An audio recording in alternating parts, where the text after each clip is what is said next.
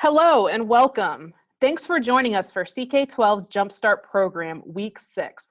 We're so happy to have you with us today. I'm Lindsay, a member of the CK12 team, and I'll be your moderator for today's webinar. A few reminders about the webinar before we get going with today's content. There are 2 windows that you can use for communication throughout today's presentation. The chat window is the place for group discussion. You'll notice that in the chat window, you have the option of sending your message to panelists or to everyone. If you want to introduce yourself, discuss grade levels, or what FlexBooks you are customizing, sending a chat message to everyone is a great way to do that. If you want to talk to a panelist or a member of the CK12 team to get a specific question answered live, you'll want to use the Q&A window to post your questions. We'll be answering questions throughout today's live event. While we don't anticipate any issues with our broadcast, please let us know in the chat window if you have any issues with video or sound. This is week 6. We've made it. Thank you so much for all of you who've been joining us live for these webinars and to all the viewers who've been watching the recordings from our Jumpstart page. We've covered a ton of information throughout this program. If you've missed any of the past 5 weeks and need to catch up, all of our content is available on the Jumpstart page at www.ck12.org/jumpstart. You can view the instructional videos, the recordings of the full webinars, and review the Q&A docs that we've compiled from all the questions you viewers have asked during the webinars. Today's webinar is called Ensuring a Successful Year. We want to pull together all the information you've learned, as well as introduce you to a few additional resources from CK12 that will have an amazing impact on student learning. Specifically, we'll be covering CK12 Interactives, which are our physics simulations and our cliques tool, and our real-world applications modality that demonstrates connections between our content and the real world. The CK12 Concept Map, which is a new feature CK12 is offering that shows interdisciplinary connections between concepts. Creating a lesson using CK12. We'll talk about what it looks like to create a lesson and how you can pull resources to guide students through a topic. Best practices. We want to talk about some of the best practices for the school year, and we have some guest presenters here to help with that discussion. And lastly, we'll talk about what's next. How you can ensure a successful school year and stay involved in CK12 throughout the year. Today's format will be slightly different from previous weeks. We'll begin with some instruction and small lessons and pause in between topics to answer questions and do any necessary demonstrations. Midway through the presentation, we'll welcome CK12's Executive Director and Co-founder, Niru Khosla, who will be in conversation with 3 special guests today about their experiences. Timothy Holt is Director of Instructional Technology for El Paso Independent School District in Texas. Susan Sudbury is the District Technology Facilitator for Tullahoma City Schools in Tennessee. And Richard Scott is the K-12 Science Education Specialist for the Utah State Board of Education. We're thrilled to have all of them join us. After their discussion, we're going to outline some very specific next steps for you as the 6-week Jumpstart program nears its completion. And as always, we will have a questionnaire for you to answer at the end of the presentation to give us feedback and record your attendance for those of you who are seeking documentation of program participation. Lastly, even after today's presentation, we'll stay on until all questions are answered. Let's jump right into today's first topic, which is on CK12 interactions and interactives and real-world connections. Remember to ask any questions in Q&A, and Katie will be on to answer questions and demo live shortly.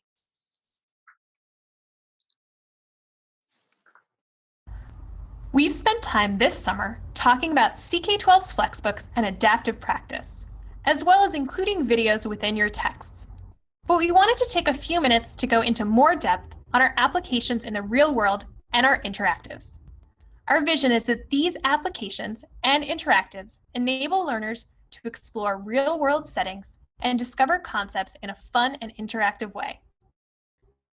If you look at any page, for example, this one on scaled distances or dimensions, you can see a real-world application option within that concept. If I open one of these, let's say the one on sizing up statues, you'll see that this application includes how this concept applies in the real world. In this case, the size of the Statue of Liberty versus a model of that particular statue.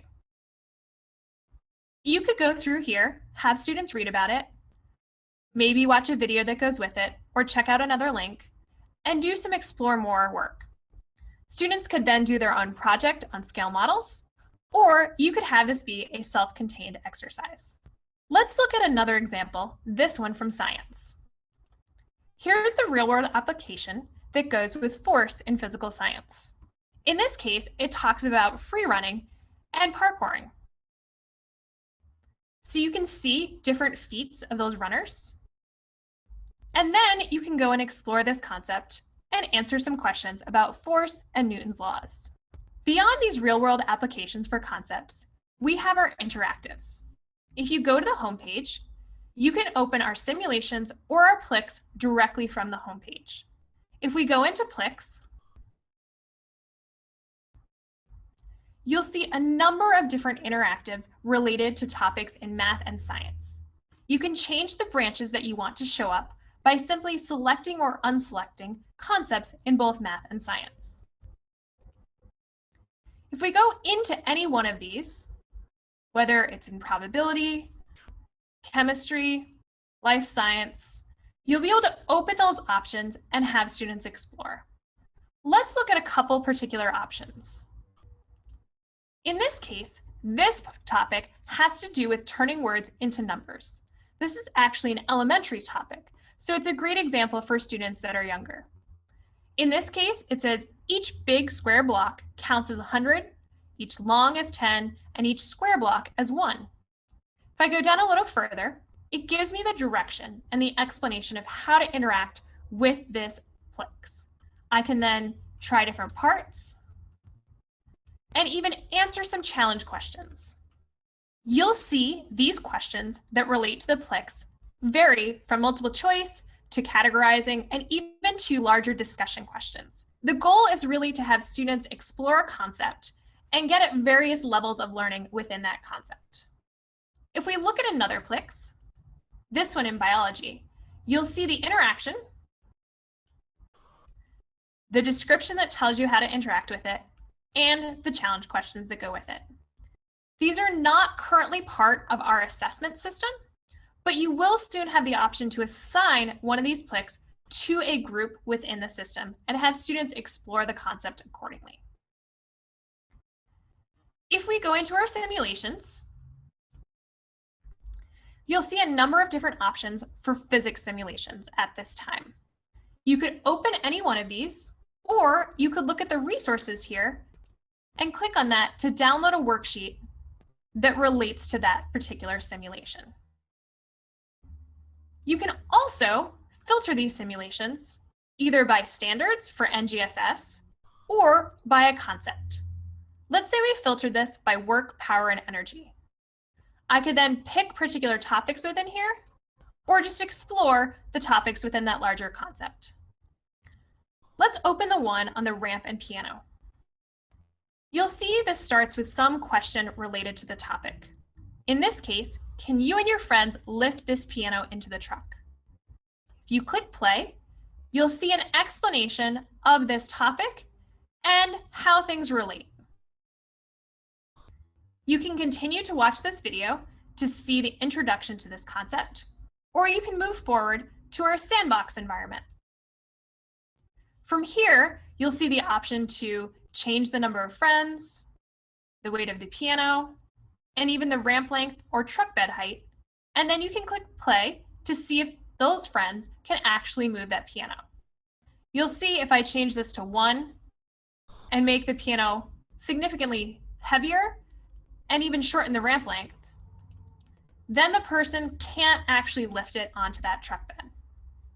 You also have the option to explore using the actual graph component, or you can hide that graph for younger students and just have them mess around with the environment. You can even enable the last run, showing the current and the last run to compare 2 different options. For all of our simulations, you'll see a tutorial video if a student is having trouble figuring out what parts to adjust within this sandbox environment.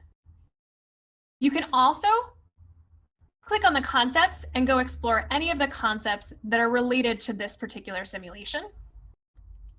You can give us feedback, or you can ask different questions related to this concept. And then you can share it using our ShareAplane.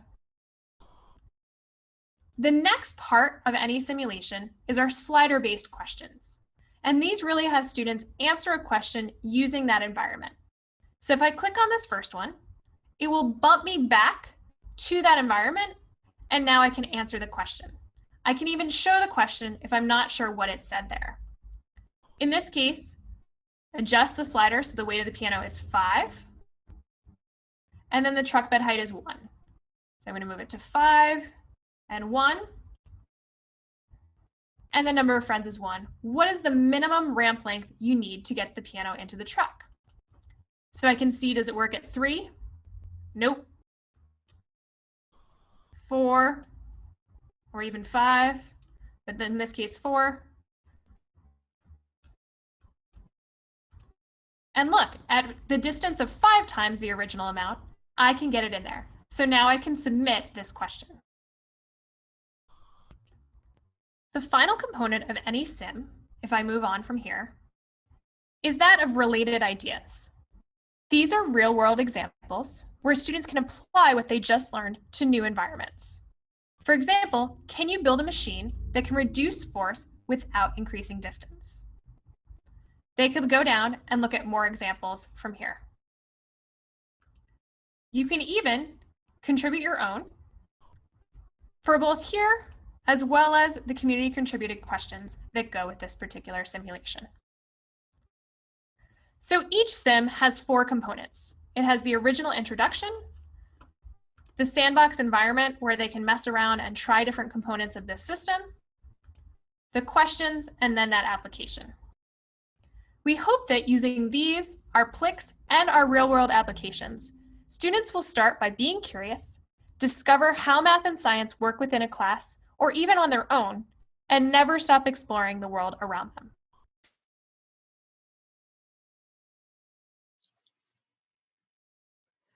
Great, we're live with Katie for the Q&As and demos that came in. Katie, looks like we had a question about different levels of algebra.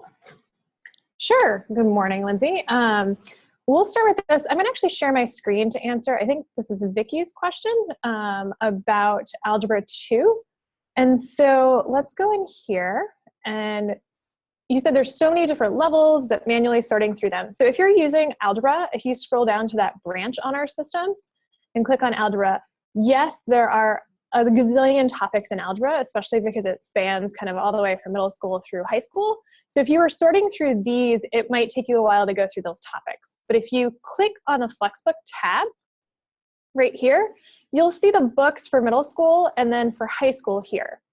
And so there's kind of 2 options to go from there. If you're looking at the concepts collection, those are matched one-to-one to our concepts on our site. And so if I click on that, I could see the general table of contents from here. In this case, starting at equations and inequalities and going all the way down to trig functions and identities. If you wanted all the details and you didn't want to have to click on any individual chapter to see the concepts within there, you could click customize right here. And then in your library, you'd be able to see in the table of contents by just expanding. So here are all the topics in chapter 1, and then I can expand chapter 2. And you can see the different topics kind of in the progression you would expect in an Algebra 2 class. You could do the same thing for Algebra 1 or by looking at your middle school math books from there. So that might be a great way to kind of sort, especially if you're using the concept collections, because any one of those sections in there will relate to the concepts within our system, and you'll find all the other resources such as practice and cliques and everything like that that go with that. So hopefully that answers your question. You also, if you start editing any of these and you go into your library and have, I can leave that piece, and in your library itself, you'll see kind of the books, and any sections that you edit will be a separate entry in here.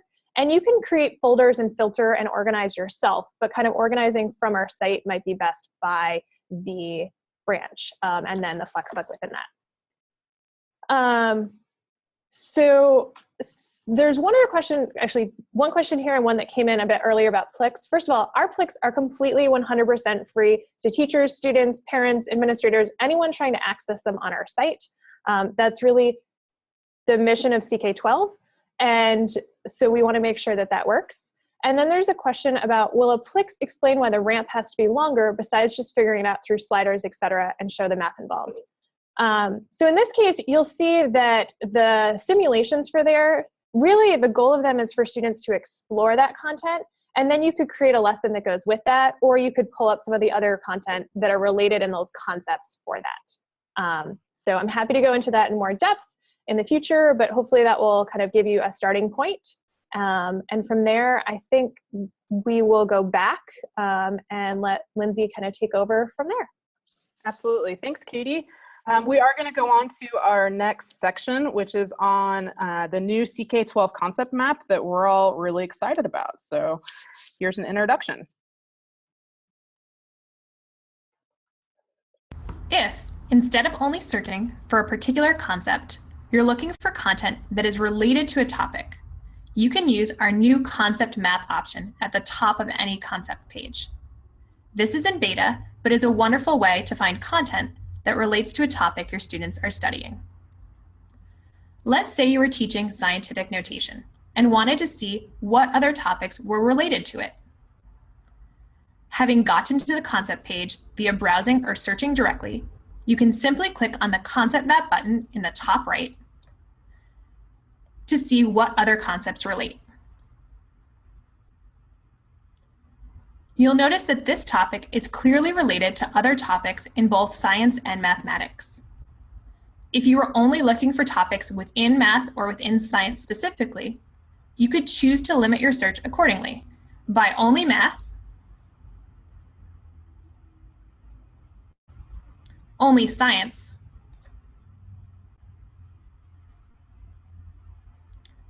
or all.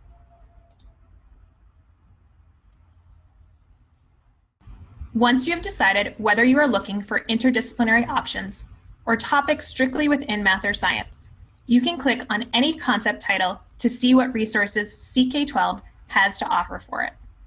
For example, you could click on Mathematics Tools for Physics. By clicking on Learn More, that concept page will open for you and you can explore any of the content there. Alternatively, you could explore what concepts are related to any one of these topics by clicking on a node and expanding your concept map. Let's say scientific method.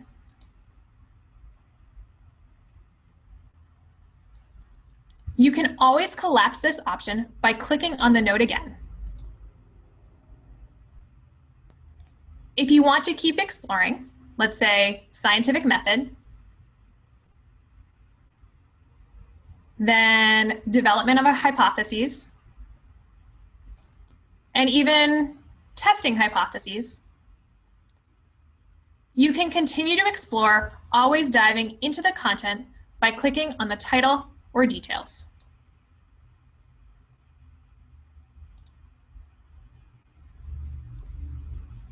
If you want to zoom in or out or get a full aerial view, those options are in the top right.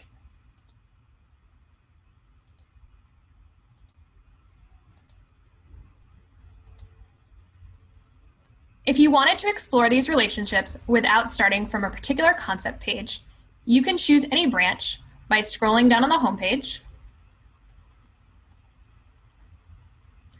Let's pick trigonometry. And then clicking on the concept map option at the top. This will bring you to our concept map page where you can search a topic or choose any recommended starting place, such as Pythagorean theorem to determine distance. At this point in time, you can continue to explore the connections the way we did for scientific notation.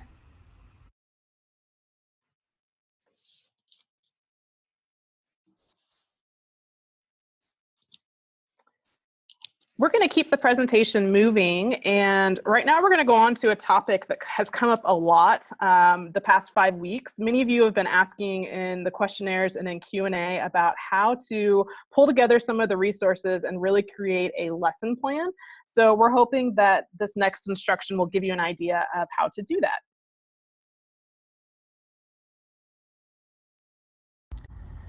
We've talked a lot about the resources CK12 offers and the variety of different modalities that students and teachers can use when they're learning and teaching a concept.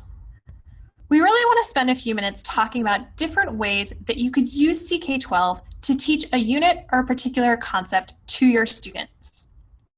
The first option, let's say I was teaching quadratics for my pre-calculus class, would be to go in and just share this concept as a whole. I could go into the concept and click Share Me and share it with Google Classroom. Or I could share any particular read within here to a group or class I have on CK12. From there, I could really have students take full control of their learning and just say, explore whatever you need, the read, the video, and the cliques that goes with it, and come up with your understanding of a particular concept. From there, I could assign the practice and assess how students are doing and fill in any gaps if students are misunderstanding or need more help with a particular topic. I could even say, just search for quadratics, and then maybe they pull some stuff from methods for solving, or even from graphs of quadratic functions. We could then pull the class together and have them teach each other different concepts within that unit. If I wanted to create my own curriculum, I could go in and I could pick a particular book for pre-calculus. In this case, you'll see a math analysis book that has those longer lessons that include a couple different concepts within that. I can choose to customize this book. And once I'm in and customizing it, I could go into the section on quadratics and edit that particular section. I could change the title, or I could just save it generally as quadratic functions. Once I'm in that section for my book, I have a number of different options. I can change any of this text. I can go in and I can update the videos that are in it, or even the examples. And I could put different resources at the bottom or attached as PDFs or worksheets. From here, I could really structure the way I want students to interact with this concept. Let's say you notice here that there's a topic and an introduction using projectiles. So instead of starting from here, I could say, explore this simulation. And I could go into a simulation for physics that relates to this topic. In this case, the one on water coming out of a fountain really allows students to explore angles, height, speed, and even where it lands. I can simply copy this URL and paste it into my read.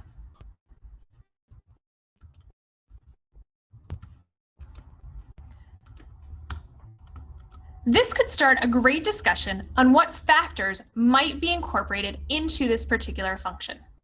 We can talk about height, angle, and all these other components, and really start off this discussion with something that they've engaged with already. Once students have explored an introduction, they can go through and read the basic content within this particular topic. I can embed a video, either by pulling one from different concepts specifically related to quadratics, or by creating my own and including it in this particular read.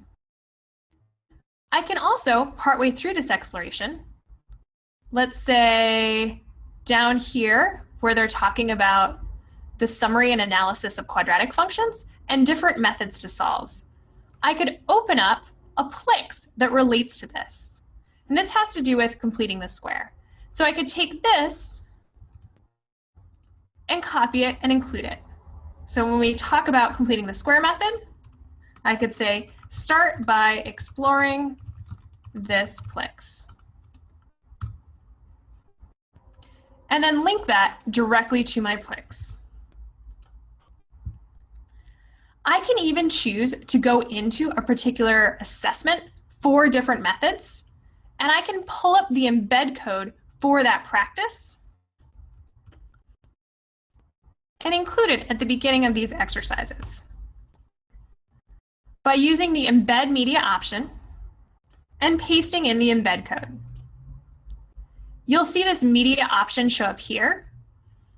And then when I save and finalize this particular read, you'll see that the links to the simulation, the links to the cliques later on, and even the embedded practice for this particular concept, if we scroll all the way down, gives students an option to chronologically explore this based on the way that you have set up this lesson. One final option for doing this and setting up your curriculum is to use CK12 resources as supplemental to your curriculum. You can do that by sharing everything within Google Classroom or within a group that you've set up. One note, the practice that we just saw in that particular read is really just having students explore. If you want to see how they're doing on that concept, you will need to create an assignment within a CK12 group, and then you'll be able to see the reports on how students are doing for that concept. So whether you use CK12's resources by allowing students to just go explore and understand a concept using any modality that works best for them, you create a CK12 Flexbook, or you share your content within a CK12 group or an LMS like Google Classroom. You're welcome to use CK12 as your full curriculum or as supplemental to what you're doing. I know that I, as a teacher, would have loved to have these simulations or other resources from CK12 when I taught pre-calculus. And I bet that you guys have a lot of great other ideas on how to use CK12 resources within your class, school, or district. We hope that you will continue to share these ideas within our forum and with each other as you work within your school. All right, Katie is back to answer a few questions. Katie, I think we had a question on the concept map. So yeah, we did have a question regarding the concept map and the icon not showing up. So let's look at that for a second. And if we go to the home page for CK12, you won't see the concept map showing up here. You'll see it when you get into any branch page. So for example, if I go into measurement, you'll see the concept map icon up at the top here. And then you'll also see it within any particular concept. So let's say metric length comparison here. And then you'll see the concept map show up there as well. So you'll see it from the branch pages in general, and then you'll see it from any concept page as well as a good place to start. So if you're on the home page, you're not going to see it. And if you're having some trouble finding it in another case, just let us know. And then we can help you kind of discover what you might need to do or where you might need to go to be able to access that concept map icon. If you're not seeing it from a concept page or the branch pages, maybe try refreshing your page and seeing if it'll pop up that way and if it's just not loading correctly. But feel free to always, if you have any questions or you have trouble accessing something, email support@ck12.org and we can walk you through any steps that you need to do from there. Or you can always use the help icon at the top of any page. So that's one thing. We had a question about downloading. So for our cliques and sims and interactives, you can access them from our site. All you need to do is sign in. So you need to log in from there to be able to access our interactives and then customize or use our adaptive practice. They're not really downloadable in that regard. You can access our sims from the CK12 Simulations app. And so feel free to use it either on our site or a browser or within that application, but they don't necessarily download in that regard. If you're talking about downloading other pieces, we recommend using our new FlexBook app to download a textbook so that you can access it in its full piece and it will link better and back to our site. And then just a little bit more clarification on Silvio's question about the cliques that we had brought up. So the ramp and piano part here that we had, there's simulations. If I go into the original piece and I click on this little icon that says resources and has an arrow there, then you can open the worksheet that goes with that. And for that worksheet, if I scroll down here, you'll see that the worksheet includes the different parts of the simulation. So this opening question, the video, the exploration series, and then below that, you'll see some questions. And those might help students get at that idea of what lengths do you need, how you might want to adjust. And that for this one, it's not a specific weight. It's more just like magnitude of that weight. Am I multiplying by 5? Am I doing something to adjust that piece? And just to let you know that Sims app does work offline. So if you're trying to access the simulations, you can download them within Sims and go from there. So we have some other questions that came in. And so let's see if we can try to answer some of these. If you assign CK12 practice via Google Classroom, will the student's work show in Classroom, or does it have to be assigned via a CK12 group? At this point in time, we don't have grade passback with Google Classroom. So Google just released the ability to do that from their end. So that's something we have to talk about whether or not we'll be incorporating that in the future. But because that just came out, our integration with Google Classroom at this time is simply a share option. So you're sharing a link to that practice. To be able to see students' reports, you need to do that through a CK12 group. So we'll go from there. And we'll figure out, let's see what other questions we have. It looks like Ellie's tried a bunch of different places, so hopefully she'll get that concept map taken care of. Can we have results of practice report through the LTI interface of an LMS if we share through Google Classroom? So that's the same one from Google Classroom, but for Canvas and for Edmodo, your practice will show up within there because the integration includes passback. Ellie asked, can you embed a concept map into your Flexbook? That's actually something that I haven't been asked before. So I'm gonna have our dev team look into the answer to that. You can always embed a link, but I don't know if it will contain the whole concept map for that, including all the pieces you have. So we will get back to you shortly. We're gonna do a couple other parts of this webinar, and by the time we wrap up, I will have an answer for you for that. And Jen asked about concept maps. Instead of building a Flexbook, can you build a concept map from which students can choose lessons from? So that's actually the whole purpose of kind of seeing that piece, is saying, can I see all the different components? And then we'll talk about whether or not students can see that fixed concept map that you've created and be able to access stuff from there. And I will get back to you on that. And then Victoria asks, is there a better way than saving as a PDF for a student to access their Flexbook without internet access? And the answer is yes. That is the whole purpose of our Flexbook app. So if they have a tablet or a smartphone, they can download the most up-to-date version of their Flexbook. They will shortly, right now, those have the CK12 books in there, and shortly we'll be putting UGC books or user-created books in that Flexbook app as well. And so they can access that, download it, and then take that home with them, and they won't need internet access when they do that. And then we had another question, how do you delete from your library if you have an icon in there? So we actually have the ability to archive within your library. So let's see if I've archived anything. So if I go into my library, I haven't archived anything. I can go back to my main library, and I can say, well, this math analysis book was just a beginning piece. I'm not actually using this anymore, and I'd like it to not show up in my library. And I'm gonna archive that. So I can click on this and I can archive it. And it's now successfully archived. So the thing about archiving is, think about in Gmail or something like that where you archive stuff and it's put out of your view, but it's not actually deleted. So you'll still be able to access that again. And if you needed to restore it to your library, you could do that. If you're having trouble because something's conflicting because of something you archived and you wanted to recreate, feel free to just contact us at support and we can figure out the best way for you to address that issue. But you can definitely archive and get stuff out of your library that way. So we'll get back to the 2 questions on concept maps once we talk to Dev about some of the requirements, since that's such a new thing and it's in beta. And we will move on from here at this point. Great, thank you, Katie. And thanks to all of you guys for the excellent questions that keep coming in. Keep adding those to Q&A, and Katie will be back on in a little bit to answer any additional questions that you guys might have. Right now, we're going to go to our panel discussion. And same thing, as you guys have questions for any of our guests, any of our presenters today, Q&A window is the place to do that.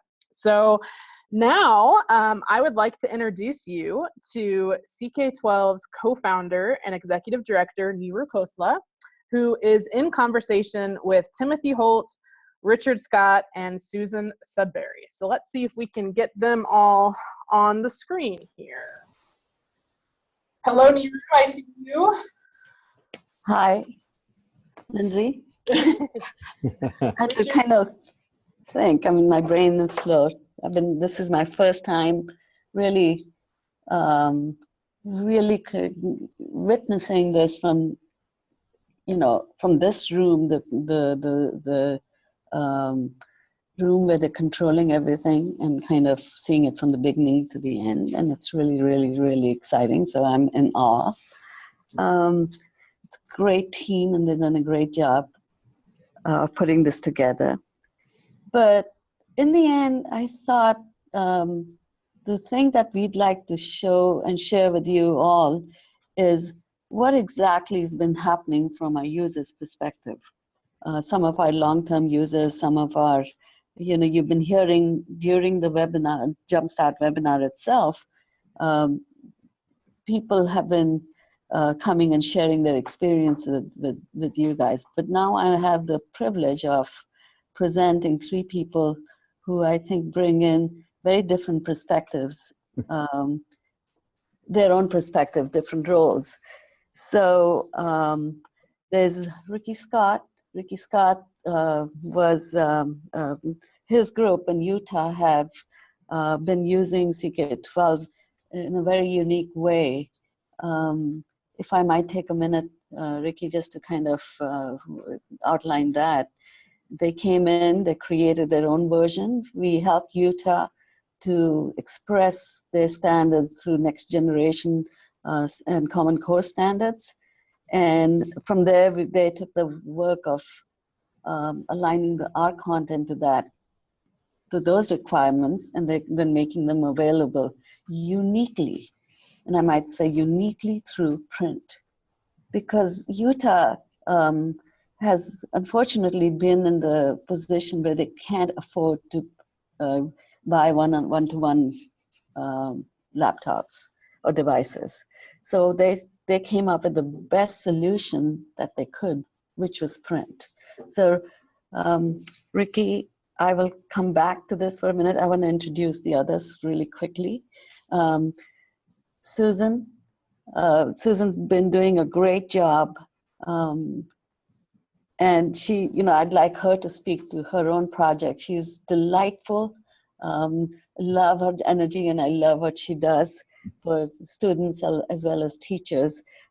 She does do a technology specialist, an instructional technology specialist. Those were roles really hard to find, by the way, Susan. So we're really happy that you're there. Thank you. See Tim. Okay. And lastly, but not least, Tim Holt, who's been a personal hero for us. Well, you have, and you've really took CK12 to the next level. And I want to thank you for that. But really, honestly, what I'd like from the 3 of you is to kind of talk about your experiences really, really honestly. Okay. So if you don't mind, okay, since we have you, Tim, would you please speak about what we've done so far? Okay. So real quick, back in 2014, our superintendent asked us why we still buy textbooks. Yes. This was a brand new superintendent, and yes, of course my incorrect answer was because we had always bought textbooks. That was my and so as soon as I saw the look on his face, I thought I better start writing my resume, because that was the wrong answer.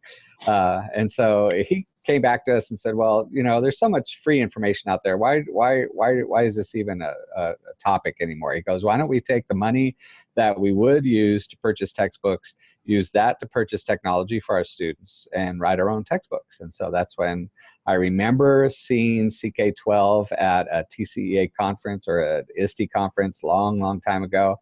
I pulled that information back up. I got in contact with Niru and her team, and we started the exploration of it. And we started with our high school science courses. We started writing textbooks for all of our high school science courses.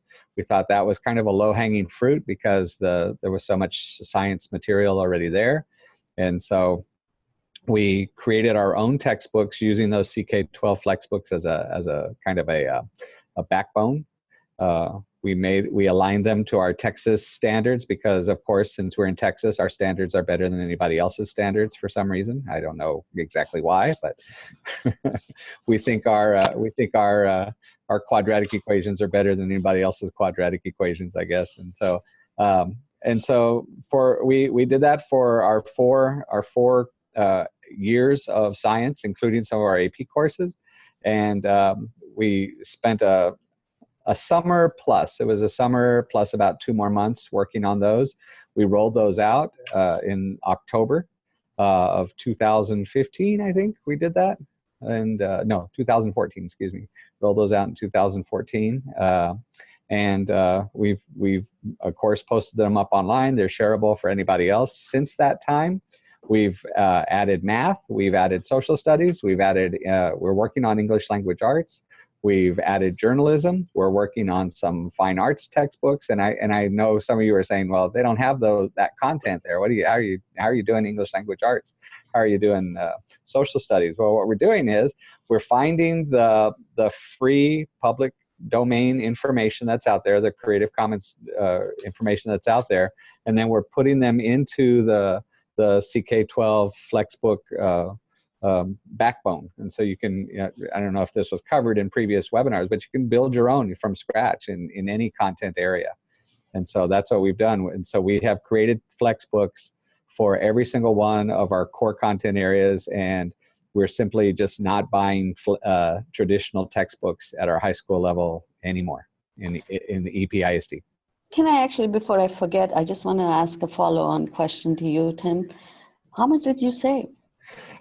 Just in the science textbooks. So EPISD is a fairly large district. It's not giant, but it's about 60,000 students. And so just for our high school science adoption, we saved, it was right at $2 million. There were 85, those textbooks were $85 each. And that's with the deal that the state of Texas gets with those. And so you multiply that, we have 18,000 students. And so just that adoption, that science adoption saved us right at $2 million. So, have you had piggybacking districts doing the same thing? Yes, we've actually had quite a few districts in Texas come to us, ask us how we created these, what's our methodology for doing this, and they've either have created their own after we showed them how to do that, or they just adopted our textbook and are using our textbook for theirs. We've had districts as far away as West Virginia call us and ask us how we do our textbooks, and so we're very, very open to sharing how we do it, what our methodology is, our how we line people up, how we edit the books, how we make sure that they're done. Now, of course, they're not all perfect. It's like we iterate on these. We go back and edit. And so when teachers find a video that they like better, we embed that video from what we originally put in. If we left off a period or a comma or a quotation mark, we put those back in. So I'm going to take the next question to Susan. I don't want to, kind of leave Susan and Ricky out. There's so much I have to ask you guys. So Susan, tell me about how you've been doing things at CK12, or not me, but actually our audience. I'd love for them to hear. Our story is very similar to Tim's. In 2013 and 14, our visionary superintendent decided, like Tim's district, that we could develop our own textbooks that were up to date and relevant to the learners within our school system. So we set out, we are a textbook adoption state in Tennessee. So our first subject area that we decided to curate content in was social studies, because there wasn't any social studies textbook out there that were aligned to our new set of standards. So we set out, we wrote and curated content for grades 3 through 11 social studies FlexBooks. We use CK12 as our platform because of all the great abilities that it gives us. We are a one-to-one district, and we felt that it was very important to use a platform that was device agnostic, because we're also BYOD at our high school level. So our students get to decide if they want to use our Chromebook or whether they want to use their own device. So that was a very important feature for us. We spent a year curating FlexBooks in a subject area. We have, again, produced grades 3 through 11 social studies. We have also curated FlexBooks in mathematics, grades K through Algebra 1, with Algebra 2 to be published soon. This past school year, we worked on our ELA FlexBooks in grades K through 10, and those are going to be published to the site shortly. We are going through our vetting process at this moment, but hope to have those published within the next couple of weeks. And again, it's a very similar story as probably with Richard as well. CK12 just provides us with a powerful tool that we can use to curate contents, and we're using our local teachers to curate our content. And they're like we've done at CK12, they really are the people who know what content's needed. And Can I ask? CK12 has excellent content, so our math and some of our science, we haven't written science yet because we're waiting on the standards that the state of Tennessee, they haven't decided if they're going to use the new generation or not. So that will be our next set of FlexBook. But the content that is provided both on CK12 side and the user side, a lot of it is phenomenal content, so you can just build upon it. You can use our Texas standards because Texas standards are better than anybody else's standards. Okay, I've got that written down. Everyone's written it down, Tim. We'll talk again in time. But Susan, just kind of the same follow-up question. The idea is that we are free, but we also want people to know that free doesn't mean junk. In our case, free means quality. Free means usable. Free means innovation of technology, of tools, of data. How much money did you save? Oh gosh. Well, you know, if we're smaller school districts, we have approximately 3,500 students. If you're looking at a math textbook, you know, that costs you $80 and you multiply that by close to 3,000 students because we lack a couple of subjects, it's going to save you a phenomenal amount of money. We're not as big as Utah or Texas, so we're not saving quite as much, but we are using those funds in order to put the technologies in the hand of our students because we feel that's where it's important. And we also feel that, you know, a great value that CK12 has allowed us to be able to do with our textbooks is that we are using project-based learning within our FlexBooks because our students are now curating our videos, our slideshows, and we are embedding those within our FlexBooks. And how much buy-in are you getting from the community when a parent goes out there and they see their child demonstrating a concept? It's just been an overwhelming success within our community for our parents to be able to not only use the videos to learn the content to teach their students, but also to see their child out there teaching other children. So Awesome. that's been a wonderful, wonderful way that we've been able to use CK12. Okay, Ricky, let's hear it from the originals because you've been doing this for a long time. So our project started 5 years ago, actually, with a grant that was started through Brigham Young University and Dr. David Wiley, who was really big on this OER idea, right? And so in Utah, we have some pretty good standards too, Tim. But anyway, in Utah, we have some standards that but weren't the same as everywhere else in the nation. And what we found really quickly was that as teachers, there weren't usually resources made for Utah, right? They were made for the big states, for California, for Massachusetts, and things like that. And so it kind of left us with kind of leftovers, especially in our integrated topics like elementary through 8th grade, where it was kind of an integrated topic or set of topics. And so anyway, so CK12 was the perfect place for us to go. Back then I wasn't in this position. I actually was a teacher and was actually a part of the group that wrote our original 8th grade textbook. Pretty much what they did is they said, you know your standards best.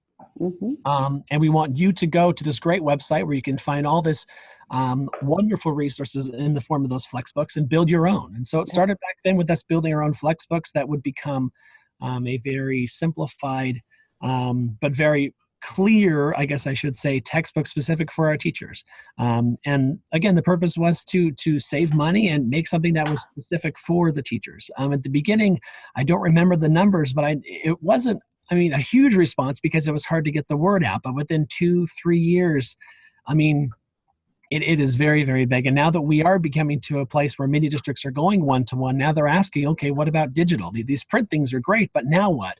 And so we came back to, I had a meeting with Niru, I don't know, when was it? Late last year. Yeah.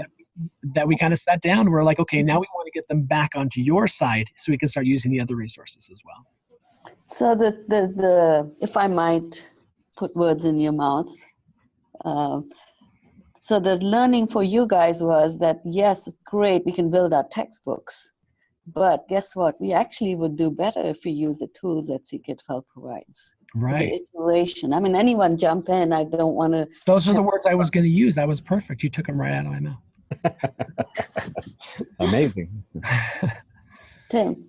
Well, yeah, I think that, like we said, we didn't want to build them from scratch. First of all, we didn't have the time to build them from scratch. And I think by the end of that first set of when we did our science textbooks, we realized that our teachers weren't writers. Our teachers were curators of information, and that they would go out and we taught them how to go find information beyond just the CK12 information that was already there, which provided a great foundation for the entire book. But we also realized that there's a lot of OER material that's out there that's shareable and usable, and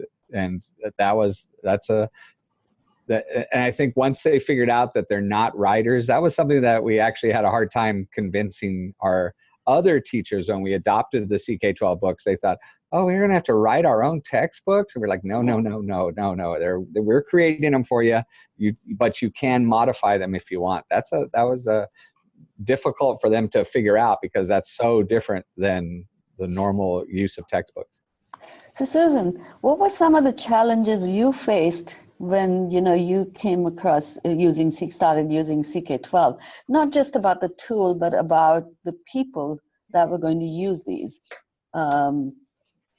Again, to piggyback off what Tim had said, when we first met, every year when we first met with our curators and we charged them with this task, the first thing is they think, oh no, I need to produce a textbook like what we bought from publishers, and it's got to be pretty, and it's got to contain this and that, and it can, all these multimedia components.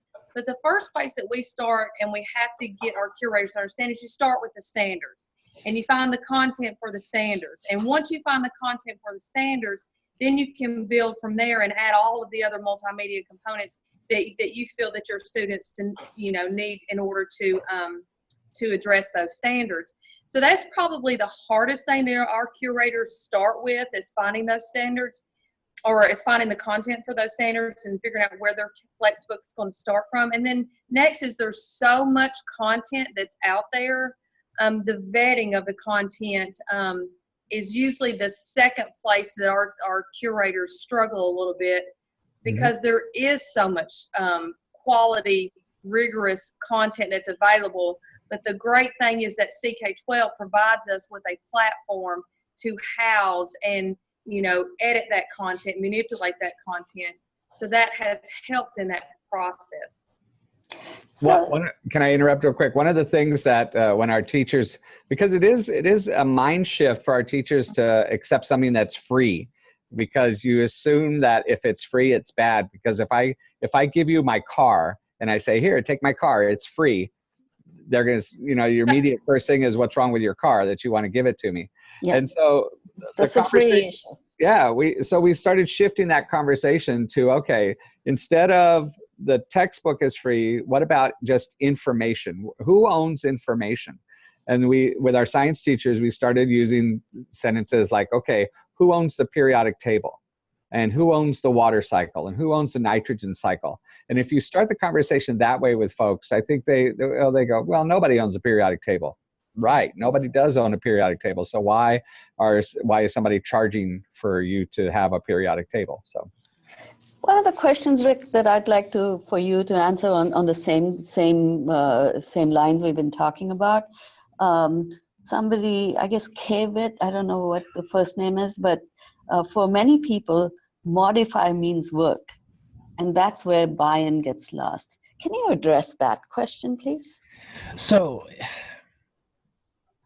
I mean, absolutely, right? I mean, I remember before I started on this project, I'd heard about CK12 and I said, I'm going to make my own textbook because of the same issue. And as I started on the project myself, it became so overwhelming. I mean, just picking and choosing and doing all the vetting on my own. And so when I heard that the state was organizing a group to come together to kind of have discussion, that became a wonderful resource because you were able to work with others, hear what they have to say, get their input, agree, disagree. I mean, and exactly what Tim said is there's so much great resource out there. I guess Susan said this as well, is that it has to come down to which ones are we going to use? What is the best? And having that group made it better. So, I mean, it was a very simple process in the end. I mean, going back to the beginning, I remember that first day when the person who was in my position told us, okay, we're going to put together books and we have 2 days to do it. We're all kind of like, what?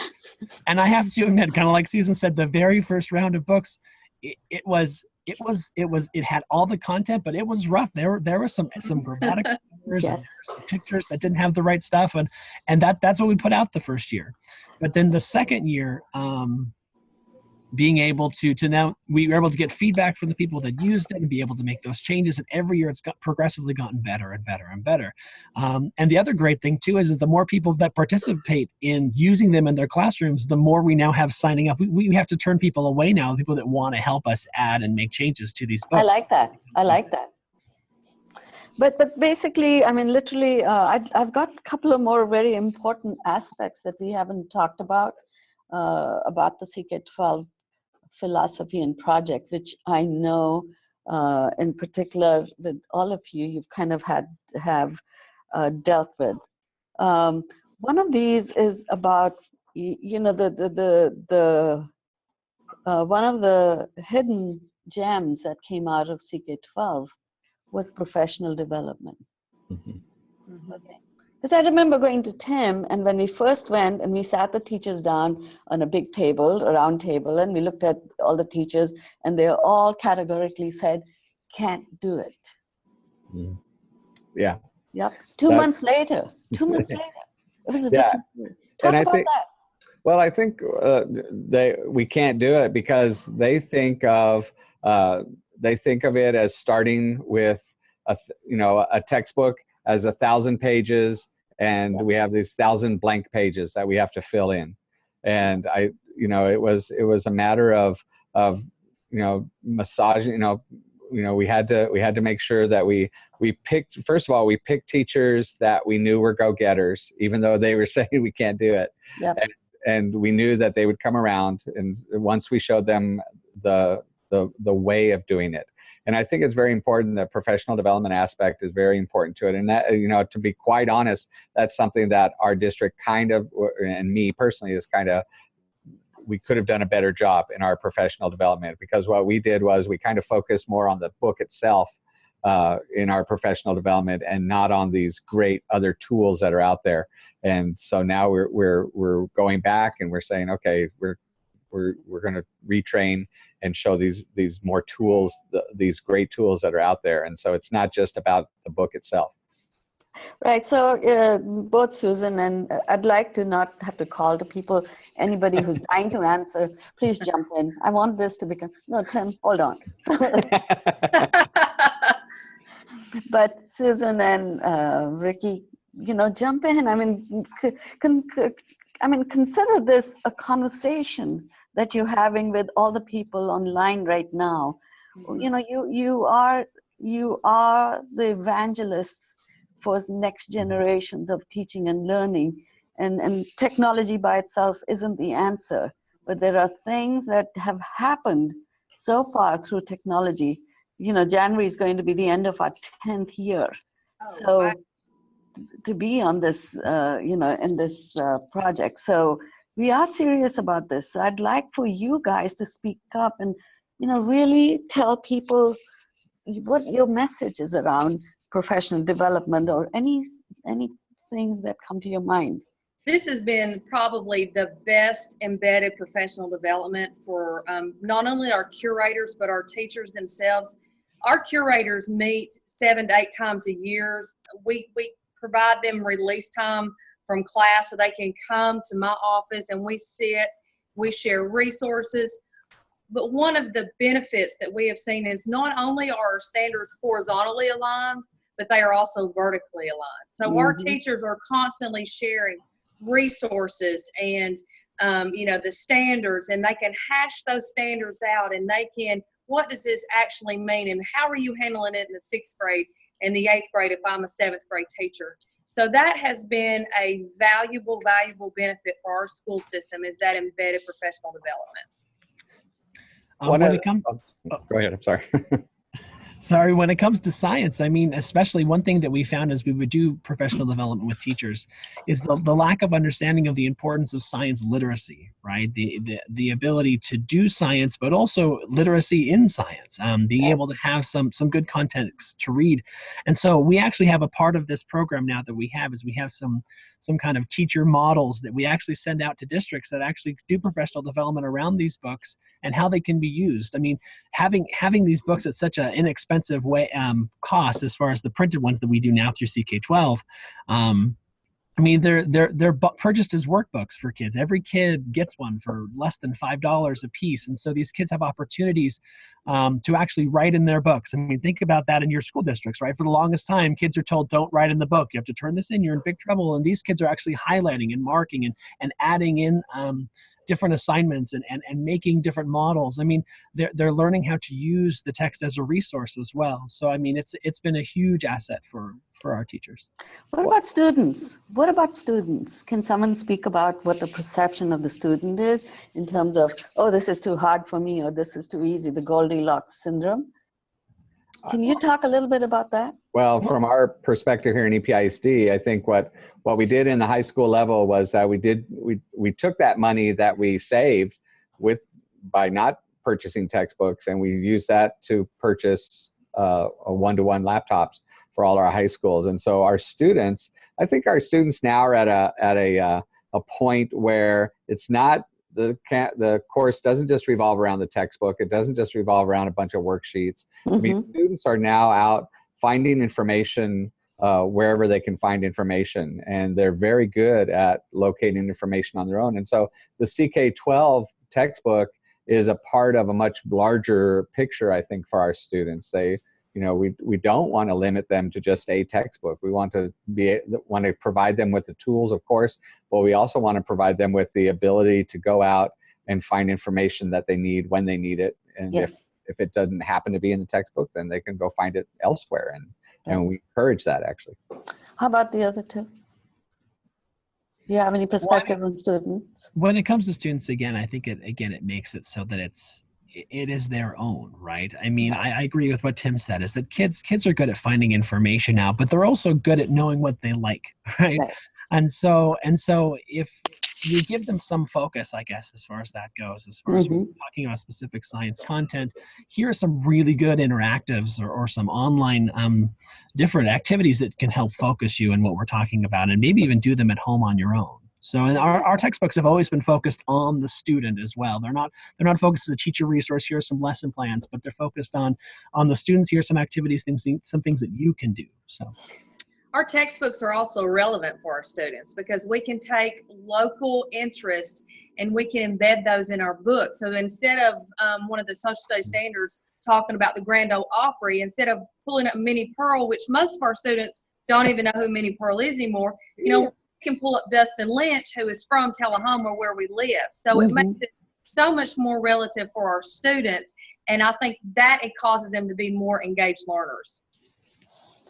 Have you had issues with updating content from CK12 or updating, as we're embedding different modalities and making available different modalities? The reason we do a lot of this stuff is we want to exemplify how these things can be used in the classroom. Hence, we created FlexBooks. Hence, we created assessment, customizable assessment. We created cliques. We created simulations, and the list goes on. The adaptivity part of it. I mean, how do you deal with all that? Does that cause a lot of confusion for you guys, or you're okay with that, doing that much work? Well, I'll speak for us. I mean, we haven't had a whole lot of problems updating FlexBooks. That's I think the only issue that we've had was when we bring in a new teacher to work on it. They have to kind of learn how everything works, and so that might take a little time. But I think for the most part, the platform works as advertised. The platform works, exactly as it's supposed to. If we have an issue, we get a hold of your help folks, and they're very good at responding. And so I don't think updating is too much of an issue. Yeah, I mean, in science, one thing we like to do also is make sure that we try to add as much current research as possible. And so usually those are the kind of the minor changes that we make, looking at some of the recent research and how that can fit in so kids can actually see and experience some of the newer findings in science in these areas. So last comment from each one of you, is there something you didn't get to say that you'd like to say about CK12 and our offering? I mean, I think one of the best parts in the first 4 years, right? Teachers always ask, how can I make this my own? I love this that you've given me, but how do I make it my own? And the great thing about CK12 is that they can get on, they can upload or I guess copy our FlexBooks, and then they can adjust them as ever they want to fit their needs. And again, it could be minor, it could be major, but again, at least they have something that starts with the Utah standard specifically, and they could make those adjustments as they need to. And teachers have loved that opportunity. And they're not reinventing the wheel all the time. You've got your quality CK12 content that's out there, but now we also have the ability, I can go look at Utah stuff, and I can go look at Texas stuff. So I have all of that readily available in one platform that's easy to use. Yeah, and I think for us, it is a mind shift for teachers. I mean, because if you think about it, throughout the whole history of textbooks, you were given a textbook, and that's the textbook that you're stuck with until the next adoption. And so it's kind of a shift that, now you have the ability to massage a book. You can translate it for your kids. You have that ability to, and that's a big deal in El Paso, where we have a lot of English language learners. And so if we have a concept and there's a paragraph and you can hit Spanish and all of a sudden it's in Spanish, then that's a big deal. You can't do that with a paper textbook. You can't, you just can't. Well, I mean, and actually Susan's words, so I'm going to use something Susan said that kind of stuck with me. And, and I used to say that, but it's really great to hear someone say it other than a user say it, and someone who's done it. Start using it. And we are here to help you, to really get the students back into real learning. It's not about, throwing these hooks out or throwing these things that might, the Go Pokemon kind of stuff that'll maybe entice students. The idea is not that. We want to build a solid base for our children. So that we can actually then create a better future for all of us. Right. This has been my pleasure and the thrill of my life to kind of do something like this that I'm hoping will go on for beyond all of us. So. Well, I plan on sticking around for a long time, so I don't know about you guys. I know you do. And thank you for providing this for us. We as teachers have always built our curriculum. I mean, we may have pulled from several different textbooks or this or that, but you gave us the platform and you gave us some phenomenal content. CK12 gave us, CK12. Yeah, CK12 gave that to us so that we could provide that for our students. Yeah. Ricky, do you have anything to say as last? No, I mean, just thank you very much. Again, thanks for the opportunity. Thanks for your work and the work of all of you at CK12. You've been great partners, and we know you're here for teachers and especially for students. So thank you. I got 2 announcements that I'd like to make personally. The only thing that I personally would ask back from all of you is that we want to create this network that seems to be coming up in this Jumpstart, event that we've held this summer. I'd like to make this network go wider. So I'd like for all of you to start sharing, and this is a personal request from everyone who uses CK12. this is not from the team, this is me asking you to do this, is to start spreading this out to a lot more people than just yourselves. If you're working together, please use our cafe platform to start kind of using that as a place where we can also see what's going on. People want to see what's going on. So that would be a huge, huge, huge favor for me, at least, if you could do that. And finally, if there's some things that you would really like CK12 to develop, in the tools, in the cliques, something's missing, send us emails. My personal email is Neeru, Neeru, @ck12.org. But I'm not always the best person to, but I'd love to be engaged with you guys. So send me those, what do you envision for the future that you think as a teacher you need, or a superintendent as you need, or a technical, instructional person you need. What are those things you need so we can go forward for the future? So I really appreciate this conversation. Thank you for taking the time out. Now it's back to Lindsay.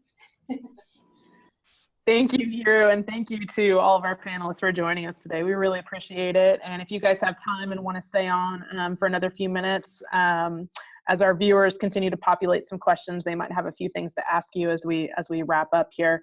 For now, though, I'm going to hand it back over to Katie, who is going to kind of tap into what Neeru was just talking about, of some exciting things that are coming soon to CK12, some new features, and then also some next steps for our viewers, what you guys can do next now that Jumpstart is nearing its completion.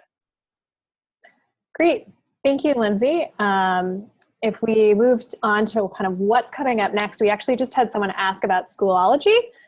So the first category we were going to talk about of stuff that is coming soon is LMS integration and reports. So integration with Schoology will be released shortly, and that will work similar to Canvas in terms of the ability to assign modalities from CK12 and have that grade passback that's available within Canvas. So look forward to that coming soon, and you guys can begin using that shortly. And then within the reports on CK12, we're updating our dashboard and groups so that you can more easily navigate those groups and see more students at one time in your reports. Right now, you can see a couple of students and kind of more of the lessons, and so we're flipping that so that you can see your students as a whole. And then we're adding a quick assign to a lot of our modalities. So right now, you can assign a more tailored practice or quiz within the groups feature on CK12. But if you just want to say, hey, I want to assign this practice as is, or I want to assign this read for them to read it, and as well as videos on our cliques and sims, that quick assign will be coming up shortly in CK12. So that's another way to assign work. The next category has to do with reading and note-taking. So for our new FlexBook app, you guys will soon be able to see user-created content as well, so that if you guys have created your own book, that's probably the one you want your students to be working off of. And so they'll be able to access that within the FlexBook app and download it offline. They'll be opening it up in any browser and then adding it to their app. And while that app is for smartphones and tablets, we are working on a web reader. So if you're using a Chrome browser on a laptop or desktop, you can download a book through that Chrome browser and access it offline. So that's another way to kind of get the full experience of the CK12 FlexBook without the ability to access internet consistently. And then note-taking and highlighting, this was going to be coming up soon because we just revamped it, but it actually went live the other day. So you might have noticed that on a lot of pages, you'll see the ability to take notes and highlight. And that, while not coming right away, that will eventually be rolled into the reads, videos, or sorry, that will be eventually rolled into the web reader and the FlexBook app. But right now it's been revamped and it's live on our site. And then the last piece has to do with managing accounts. So we've had many teachers and districts ask for more control over managing their classes and schools. So you'll soon have the ability to add a roster for a class so you can create student accounts. And you're going to be able to have a point person for your school or district. So those school or district pages, whether it's the state page for the state of Utah and you're looking down in there, or you're looking at Tullahoma City Schools or El Paso or your own school or district, you guys will have the ability to tag your FlexBooks for that district on that page. So we hope that those updates to our site will help you as you work with students and other educators to encourage learning and continual improvement. And then we encourage you to link back kind of, if you're using it on our school page with the school and district page within CK12, you'll be able to see everything there. And then if you're putting stuff on your own school or district page, your own website, make sure you're linking back to the content on CK12, and that will help people be able to access the rest of the resources even beyond that FlexBook. So that's kind of the new updates. And then that last piece that Neera was talking about how you can pay it forward. So we wanted to respond to many of the comments and emails we've received throughout this program for all of you who've been asking how you can say thanks to CK12 for the content and interactives and all the resources we have. So part of our mission is to allow users to actively create and curate content, and participating in this program and customizing a FlexBook is just the first step. So our hope is that you will become champions for CK12, and we're going to talk about some of the ways that we think you might be able to do that. So the first step is publish your book. Others have shared their work on their school pages and the community contributed tab, like our panelists that we had here today. So if you've begun customizing your own FlexBook, please, we encourage you to publish it and let others use the resources that you have created. The next step is to get students using CK12. So think beyond the book. Textbooks are really just one way of learning. They're a tool, but they're not everything. So we encourage you to sign up your students for CK12, or even have them create their own accounts. And once they're on there, have them try the interactives, download the practice app, explore different concepts, and really take full advantage of the resources CK12 has. The next piece is stay connected. So I've seen a lot of people kind of in the chat window and over the course of this summer start sharing contact information and posting, here's a resource, here's this. So on the Jumpstart homepage, there's a link to the Jumpstart forum that's in our CK12 Cafe, and we fully encourage you guys to keep using that and connecting with each other for that. We also did some subject-specific groups that you can find under the Jumpstart Your FlexBook tab within that page. And that way, if you want to share resources specific to high school math or English or middle school science or whatever that looks like, you can definitely join any of those subject area groups and continue this conversation and share those resources. We also encourage you to see others' educators' stories and share your own on our community page. And then email us. info@ck12.org is probably the simplest one, and tell us how you're using CK12 and any successes you're having. We love sharing tweets and highlighting professionals using CK12 in the classroom. The next piece is to share CK12 with others. So beyond this wonderful Jumpstart group that we have, we encourage you to speak with other departments, with other districts, share your use of CK12 and participation in this program. And even maybe run a workshop to train your colleagues or volunteer to train others outside your district. You can spread the word using our handy materials to help you inform teachers and parents and students about CK12, and maybe even present about your experience using CK12 at a local or national conference. And the last piece is demonstrate what CK12 can do. So feel free to submit a case study of your school like some have done, or be a research school and track your student progress throughout that year and share the stats with us, so that we can help show others how CK12 can improve student learning. So that was a ton of information and steps. We've added links to all of this and an information section on the Jumpstart page titled Become a Champion, and we'll send out this information complete with the links in our recap email tomorrow. But we really encourage you to get involved and kind of continue to spread that, and not only what we're doing, but also the work that you guys have been doing through this program and beyond. So go ahead. Thank you. Thanks, Katie. And thank you to all of our participants for joining us today and throughout the Jumpstart program. We'd like to go ahead and wrap up today's program, but we'll stay on after for any additional questions you guys would like our team to answer. As you continue to work on your FlexBooks and customizing with CK12 resources, our support team is always here for you to answer any questions you might have. It's easy to get in touch with us by emailing support@ck12.org. We'll also have our last office hours for the summer on Thursday, July 28th from 1 to 2 p.m. Pacific time. Several CK12 team members will be available to talk with you live. That's your chance to come on and ask us questions via voice or video or text. We're here to help you with any assistance or demonstrations that you might need. We're also going to keep this conversation going in the Jumpstart forum on our CK12 Cafe and in the CK12 subject-specific groups. That's a great place to network with other people in your area or who are working on FlexBooks in similar subject areas. And also, don't forget to talk about your experiences with Jumpstart program on Twitter and Facebook using the hashtag #TeachYourWay. One of the most important things you can do is fill out the questionnaire to help us to continue to improve these Jumpstart webinars in the future. Since this is the last Jumpstart session for the summer, we're also asking that any participants who need documentation from CK12 note the ways they participated this summer, whether live or by watching recorded webinars, as well as whether you joined our forum or finished customizing a FlexBook.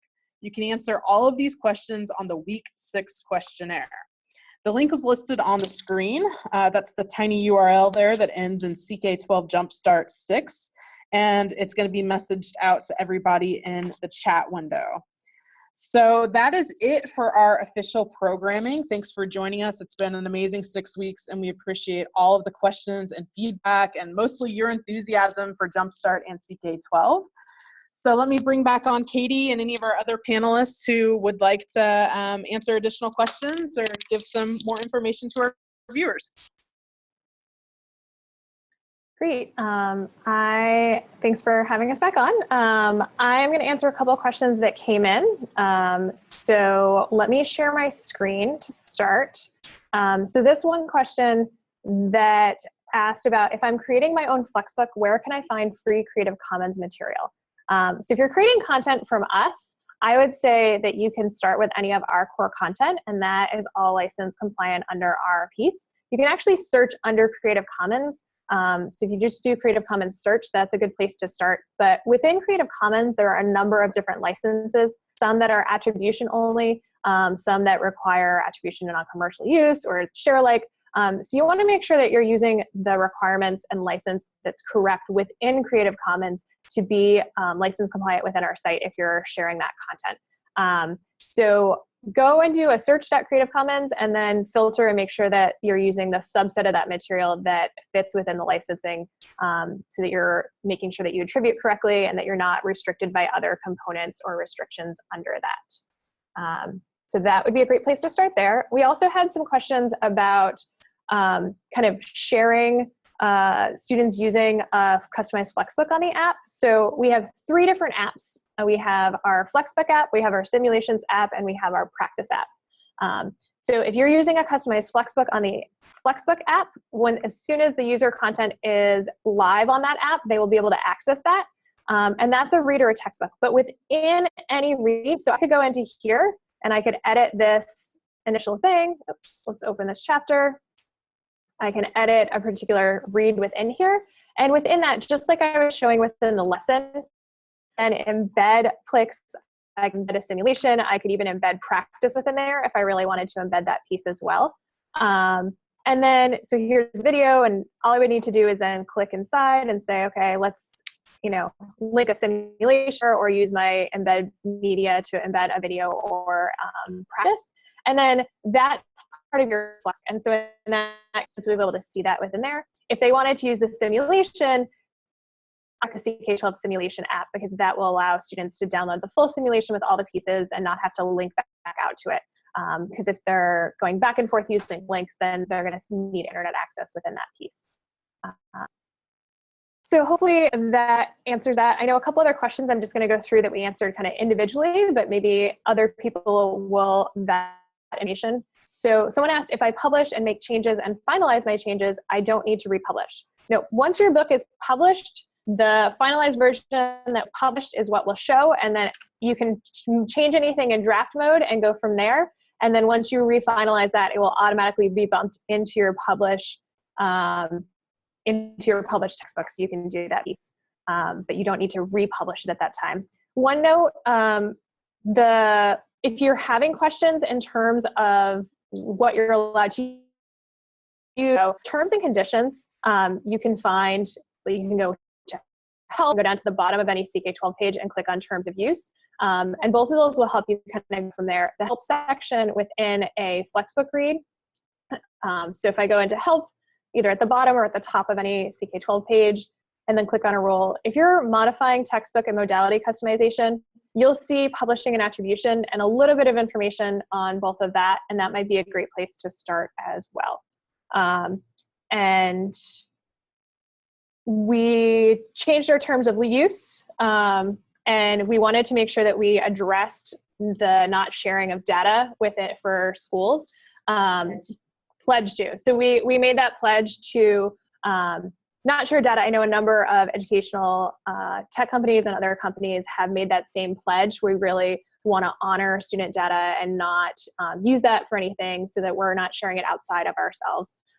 So that has one of the main reasons that that was updated. So if you're seeing that updated terms and conditions, know that that piece is a component, but you can always look through that and see any kind of overall information on how we set up our licensing and what you can do from there. So let's see what other questions might be coming up, and any other ones. And someone asked, is the forum the cafe? I see a tab for cafe, but not for a forum. Yep. So a discussion, just like a forum discussion, we've called it our cafe. And so let's go to that Jumpstart page for a second. So there's a couple things that you can find. Underneath this Jumpstart Your Flexbook tab, you'll see an overall information, and you'll see a link right there for the forum in our new cafe. And then our subject-specific groups, if you want to share to a group, those are all study groups on CK12. And so in addition to being able to post in Q&A, you can actually share books or resources and go from there. And then even the join the conversation. So if I click on join the conversation, that will take us to the cafe. And you'll see the Jumpstart Cafe here and the questions that have been coming up from there. We have 286 educators involved in this right now. There's a number of different threads and comments. And we encourage you guys to continue to post and share your newest discovery on CK12 or the next question you have. And in addition to kind of our team answering these, it's been great to see other users answer questions and say, hey, I just figured out how to do this, or I can try doing it this way. So definitely keep that in mind, that we encourage you not only to post questions or share resources, but also if you have a great answer for a teacher based on what you've been doing, we encourage you to extend the community that way.